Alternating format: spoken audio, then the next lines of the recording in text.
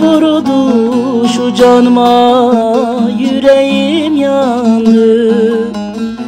Gidişinle güneş söndü, günüm karardı. Doyamadan çekip gittin, hatıram kaldı.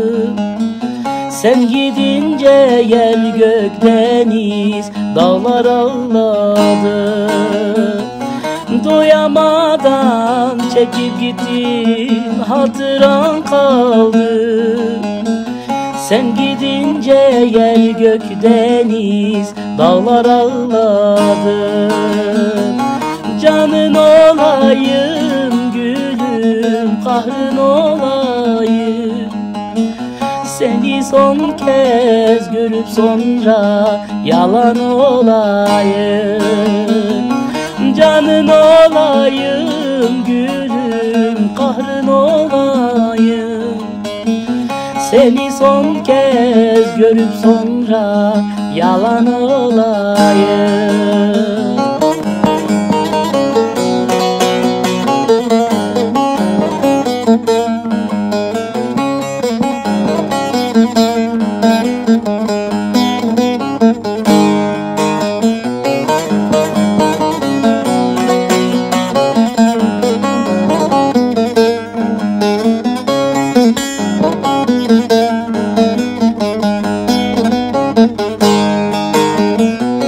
Sensiz geçen şu ömrümü söyle neyleyim.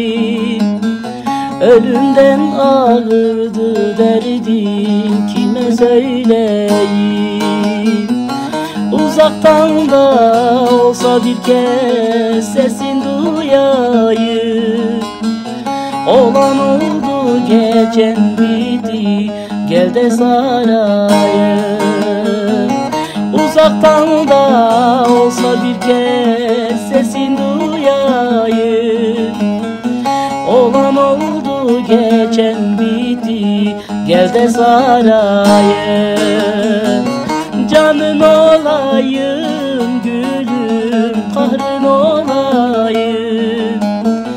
Seni son kez görüp sonra yalan olayım. Canın olayım gülüm, kahrın olayım. Seni son kez görüp sonra yalan olayım. Canın olayım gülüm, kahrın olayım. Seni son kez görüp sonra yalan olayım.